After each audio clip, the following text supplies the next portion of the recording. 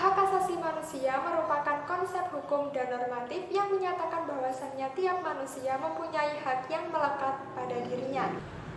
Perkembangan HAM secara internasional dimulai ketika munculnya Magna Carta di Inggris pada tahun 1215, di mana pada saat itu raja yang berkuasa kebal terhadap hukum, namun kini raja bisa dihukum atas kesalahannya.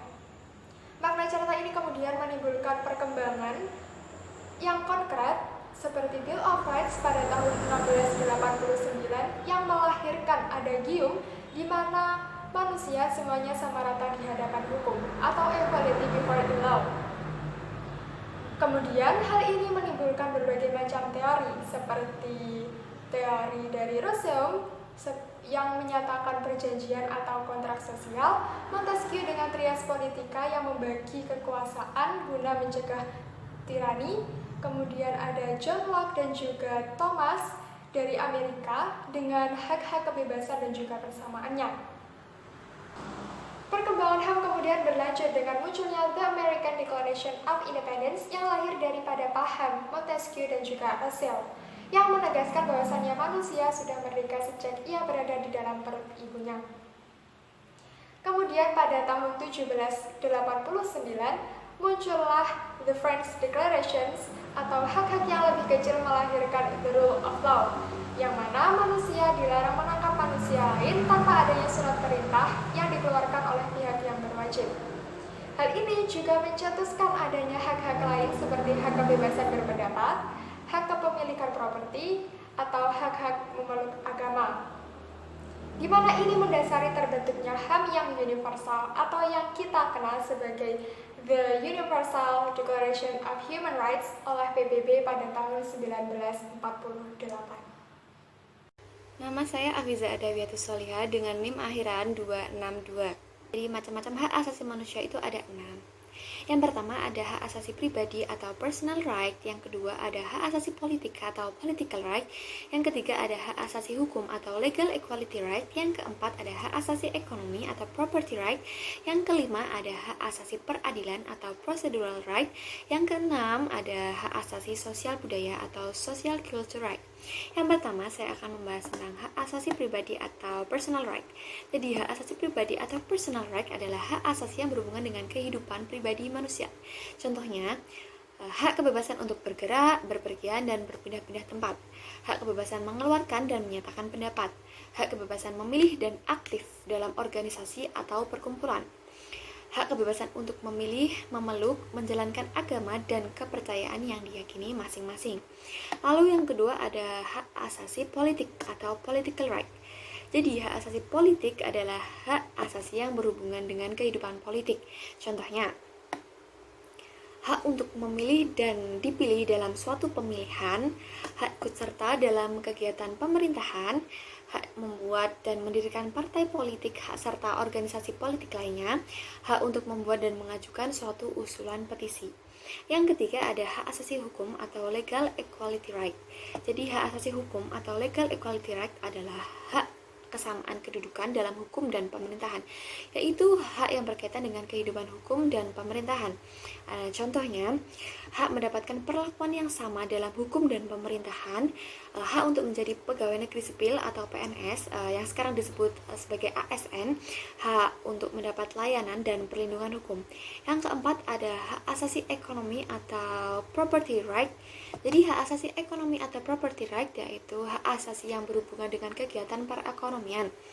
Contohnya, hak kebebasan melakukan jual beli, hak kebebasan mengadakan perjanjian kontrak, hak menyelenggarakan sewa menyewa dan utang piutang, hak kebebasan untuk memiliki sesuatu, dan hak memiliki pendapatan dan mendapatkan pekerjaan yang layak.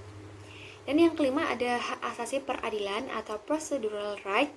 Jadi hak asasi peradilan adalah hak asasi yang hak untuk diperlakukan sama dalam tata cara pengadilan. Contohnya, hak mendapatkan pembelaan hukum di pengadilan, lalu hak persamaan atau perlakukan penggeledahan, penangkapan, penahanan, dan penyelidikan di muka hukum. Dan yang terakhir atau yang keenam ada hak asasi sosial budaya atau social culture right. Contohnya, hak menentukan, memilih, dan mendapatkan pendidikan, hak mendapatkan pengajaran, dan hak untuk mengembangkan budaya sesuai dengan bakat dan minat. Contoh hak asasi manusia atau HAM, bisa kita sebut dengan HAM. Di sini HAM dibagi menjadi 6 macam, dan setiap macam nanti akan saya beri contoh. Yang pertama adalah hak asasi pribadi. Apa yang dimaksud hak asasi pribadi? Simpelnya begini teman-teman. Contoh dari hak asasi pribadi adalah seperti hak kita dalam mengutarakan pendapat atau mengutarakan sesuatu aspirasi, berbicara, itu hak pribadi. Yang mana kita tidak menganut background dari segi politik, pemerintah atau segala macam, tapi kita ingin menyuarakan aspirasi kita kepada politik, dari segi politik atau pemerintah atau dari segi ekonomi dan segala macam. Itu adalah hak pribadi dari kita sendiri. Yang kedua adalah hak asasi politik. Hak asasi politik ini dilakukan sama seperti apa yang terjadi di seperti contoh pertama tadi ya. Hak asasi politik ini dilakukan dalam segi dunia politik, di mana kita bebas berpolitik sesuai dengan ketentuan kita, sesuai dengan aturan-aturan yang ada, UUD 1945 dan tata hukum yang lainnya. Maka hak ini dikeluarkan agar kita bisa berpolitik sesuai dengan porsinya. Terus yang ketiga ada hak asasi hukum. Hak asasi hukum ini contohnya seperti apa ya? Contohnya seperti saya misalnya saya melanggar lampu merah, saya menerobos lampu merah. Nah, lalu saya ketilang oleh polisi. Setelah itu ada kuasa hukum yang diberikan oleh polisi. Apabila kuasa hukum ini menyeleweng dari undang-undang atau tidak sesuai dengan undang-undang yang ada, saya berhak untuk bersuara dalam segi apa? Dalam segi hukum. Oke, selanjutnya ada hak asasi ekonomi. Hak asasi ekonomi ini sering kita bilang sebagai contohnya seperti pajak ya. Kita bayar pajak, terus kita bayar kayak BPJS, atau kita bayar ya yang lebih jelasnya adalah pajak dan BPJS dan yang lain sebagainya seperti itu. Itu hak kita membayar dan juga hak kita untuk, karena kita sudah membayar, kita harus memintanya. Seperti BPJS kita harus memintanya juga kayak gitu. Terus ada hak asasi peradilan. Hak asasi peradilan ini adalah hak yang contohnya seperti terkait kasus belakangan ini ya, seperti kasusnya Jering yang divonis karena menghina ID, Ikatan Dokter Indonesia divonis. Nah, saat pengadilan tersebut Jering diberikan hak apa? Hak untuk bersuara, hak untuk menyuarakan pendapatnya dia, untuk membela diri dia. Nah, itu disebut hak peradilan. Hak asasi peradilan selanjutnya adalah hak asasi sosial budaya. Atau lebih simpelnya kita contohkan seperti hak mempertahankan budaya kita. Hak ingin kita mempertahankan budaya kita, seperti kasus atau kejadian yang telah terjadi beberapa bulan yang lalu, yang mana Reok Ponorogo divonis oleh negara tetangga kita ya, negara Malaysia. Nah, itu kita ada hak tentang sosial dan budaya untuk mengklaim bahwa ini loh budaya milik Indonesia, bukan milik Malaysia. Seperti kemarin kejadian lagu Lati dari World Genius, itu adalah hak kita juga untuk menyuarakan bahwa ini tuh budaya Indonesia, ini miliknya Indonesia. Perkenalkan, nama saya Enji Devina, NIM 260. Di sini saya akan menjelaskan tentang Undang-Undang Perlindungan HAM yang ada di Indonesia. Yang pertama, yang ada dalam Undang-Undang Dasar 1945 yang tercantum dalam pasal 27, pasal 28B, pasal 28C, pasal 28D, pasal 28E, pasal 28F, pasal 28G, pasal 28H, pasal 28I, dan pasal 28C. Yang ketiga dalam pasal 29, yang keempat pasal 31, yang kelima pasal 33. Pengaturan HAM dalam ketetapan MPR dan undang-undang. Yang pertama, TAP MPR nomor 17 tahun 1998. Yang kedua, Undang-Undang nomor 5 tahun 1998. Yang ketiga, Undang-Undang nomor 9 tahun 1998. Yang keempat, Undang-Undang nomor 11 tahun 1998. Yang kelima, Undang-Undang nomor 8 tahun 1999. Yang keenam, Undang-Undang nomor 19, 20, 21 tahun 1999.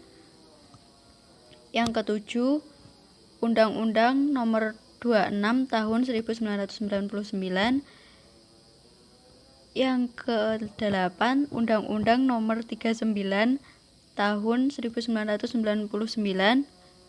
Yang ke-9, Undang-Undang Nomor 40 Tahun 1999. Yang ke-10, Undang-Undang Nomor 26 Tahun 2006. Adapun Badan Perlindungan HAM di Indonesia adalah Polri, Komnas HAM, Komisi Nasional Anti Kekerasan Terhadap Perempuan, KPAI, Pengadilan HAM, Komisi Kebenaran dan Rekonsiliasi. Yang ke-7, YLBHI atau Yayasan Lembaga Bantuan Hukum Indonesia. Yang ke-8, LBH atau Lembaga Bantuan Hukum. Yang ke-9, BKBH, Biro Konsultasi dan Bantuan Hukum. Yang ke-10, Kontras, Komisi Orang Hilang dan Korban Tindak Kekerasan. Terima kasih.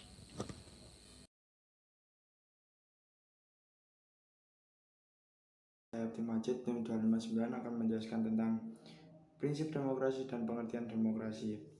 Demokrasi berawal dari kata Yunani kuno, demos creation, yang terbentuk dari dua kata, demos dan kratos. Demos memiliki arti rakyat, sedangkan kratos memiliki arti kekuasaan. Dapat disimpulkan demokrasi adalah kekuatan atau kekuasaan rakyat yang mencakup segi politik, ekonomi, sosial, dan budaya. Secara umum, demokrasi dapat diartikan sistem pemerintahan dalam pengambilan keputusannya memberikan kepada seluruh warga negara dalam mengambil keputusan. Keputusan tersebut juga berdampak pada seluruh warga negara dan rakyat adalah pemegang tertinggi kekuasaan. Prinsip demokrasi yang pertama, negara berdasarkan konstitusi. Prinsip ini berkaitan dengan undang-undang dan semua hukum yang ditetapkan. Konstitusi merupakan landasan berbangsa dan bernegara dengan fungsi pembatasan wewenang pemerintah dan bisa memenuhi hak rakyat. Yang kedua, peradilan tidak memihak dan bebas. Pemerintah tidak bisa ikut campur tangan dalam peradilan karena pemerintah menganut sistem peradilan bebas. Hal ini sangat perlu dilakukan untuk melihat permasalahan dengan tepat dan jernih, sehingga hakim mampu bekerja dengan jujur dan baik dalam menentukan keadilan. Yang ketiga, pergantian pemerintah secara berkala. Hal ini perlu dilakukan karena kekuasaan tidak bisa disalahgunakan, sehingga meminimalisir terjadinya korupsi, kolusi, dan nepotisme. Umumnya, pemilihan umum dilakukan secara jujur dan adil agar menentukan pemimpin yang tepat dan dapat diandalkan. Yang keempat, kebebasan berpendapat dan berserikat. Setiap warga negara bebas membentuk organisasi atau berserikat, sekaligus tidak membatasi hanya untuk mengeluarkan pendapat. Namun, pendapat tentunya harus disampaikan dengan bijak. Yang kelima, penegakan hukum dan kedudukan yang sama. Setiap warga negara di mata hukum sama. Kebenaran dan keadilan tidak akan tercipta tanpa penegak hukum. Penegak hukum tidak akan pandang bulu atau berat sebelah dalam melakukan penegakan hukum. Yang keenam, jaminan atas hak asasi. Sistem demokrasi bisa dikatakan berhasil apabila sudah melindungi hak asasi, karena hak asasi merupakan setiap manusia.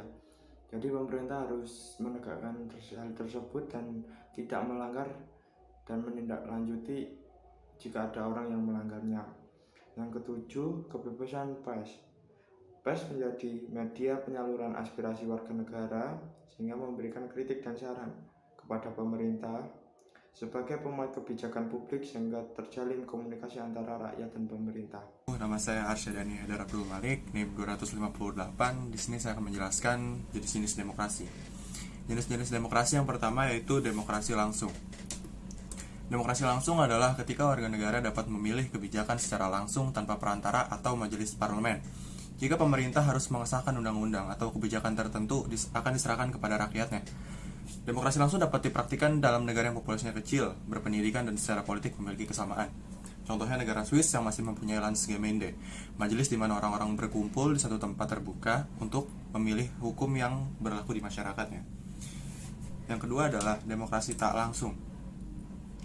Demokrasi tak langsung atau demokrasi representatif adalah ketika orang memilih perwakilan untuk duduk di parlemen. Bentuk demokrasi ini paling umum ditemukan di seluruh dunia. Kelemahan demokrasi tak langsung adalah pemerintah yang terpilih gagal mengakomodasi kepentingan warga negaranya. Sebagian besar negara yang menerapkan demokrasi ini disebut juga negara demokrasi liberal, karena lebih menghargai kebutuhan warga negaranya daripada kebutuhan seluruh negara. Contohnya negara Amerika Serikat dan India. Selanjutnya adalah demokrasi presidensial. Melalui demokrasi presidensial, presiden suatu negara memiliki sejumlah besar kekuasaan atas pemerintah.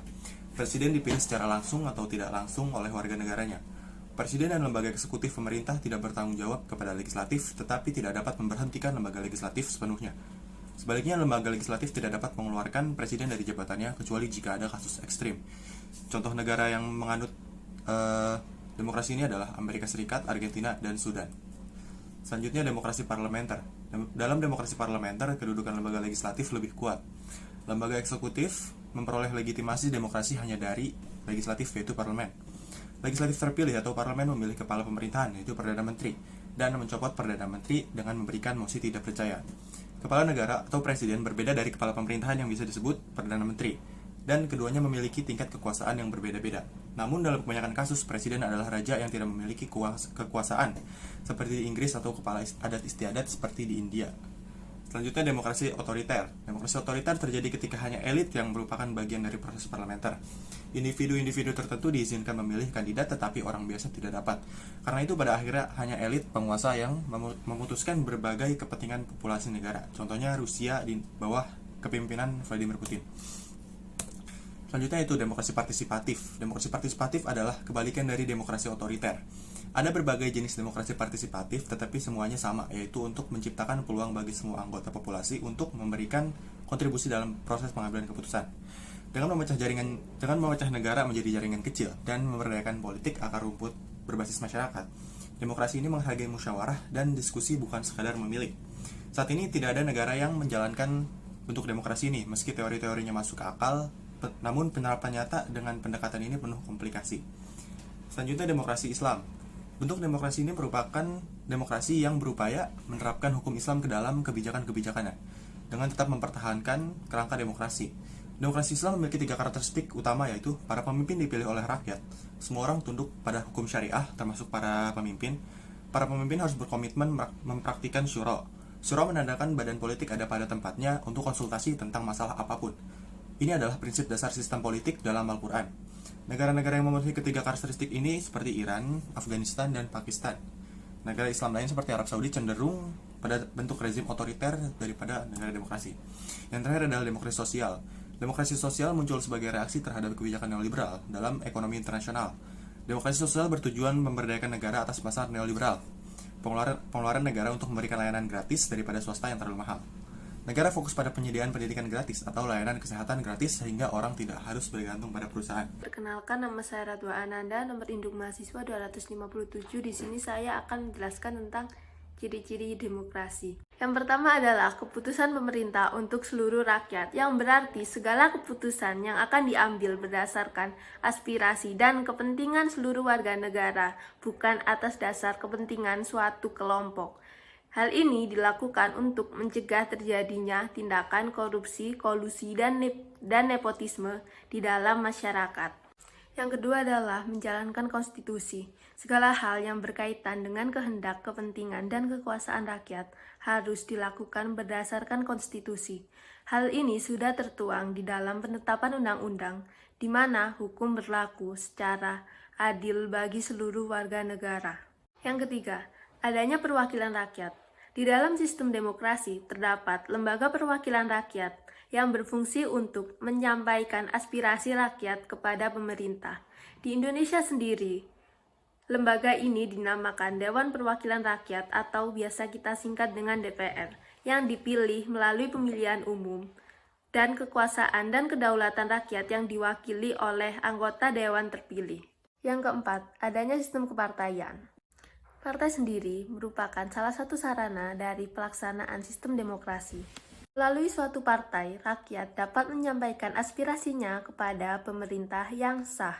Partai memiliki fungsi dalam hal pengawasan kinerja pemerintah, apakah kinerja pemerintah sudah sesuai dengan aspirasi warga negara atau belum. Selain itu, partai juga dapat mewakili rakyat dalam mengusung calon pemimpin, baik pemimpin negara maupun pemimpin daerah. Baik, di sini saya akan menjelaskan contoh-contoh demokrasi Yang pertama, berdasarkan jenisnya ada 2, yaitu contoh demokrasi secara langsung, seperti ikut mencoblos saat pemilu ataupun pilkada, atau memilih secara langsung seorang ketua kelas. Lalu yang kedua, yaitu contoh demokrasi secara tidak langsung, seperti pembuatan undang-undang yang dilakukan oleh wakil anggota Dewan Perwakilan Rakyat. Selanjutnya, yang kedua, berdasarkan demokrasi perwakilan dengan sistem pengawasan langsung oleh rakyat. Ada 3. Yang pertama, referendum wajib. Contohnya seperti saat pemungutan suara pemisahan Timur Timur dan persetujuan yang diberikan oleh rakyat saat pembuatan UUD. Yang kedua, ada referendum tidak wajib. Contohnya seperti peranan partai politik yang tidak begitu menonjol, tetapi kehendak rakyat dapat diketahui secara langsung dalam demokrasi. Yang ketiga, ada referendum konsultatif. Contohnya seperti ada rakyat yang tidak memahami undang-undang yang dimaksud, maka rakyat tersebut hanya dimintai persetujuannya saja. Lalu yang ketiga, ada berdasarkan titik perhatian atau prioritas demokrasi. Ada 3. Yang pertama, demokrasi formal. Contohnya adanya keberadaan lembaga-lembaga perwakilan rakyat. Lalu yang kedua, ada demokrasi material.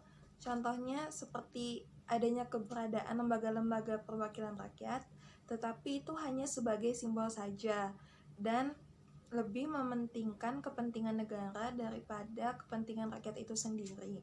Lalu yang ketiga, ada demokrasi campuran. Contohnya rakyat memilih wakil di DPRD, lalu wakil tersebut diawasi atau dikontrol oleh rakyat secara langsung dengan sistem referendum. Lalu yang keempat, ada demokrasi berdasarkan ideologi atau prinsipnya. Yang pertama, demokrasi liberal. Contohnya adanya sistem multipartai dalam demokrasi, dan dengan demokrasi tersebut dapat mendorong lahirnya partai-partai politik yang baru. Yang kedua, ada demokrasi rakyat. Contohnya saat rakyat memilih presiden dan juga wakil presiden.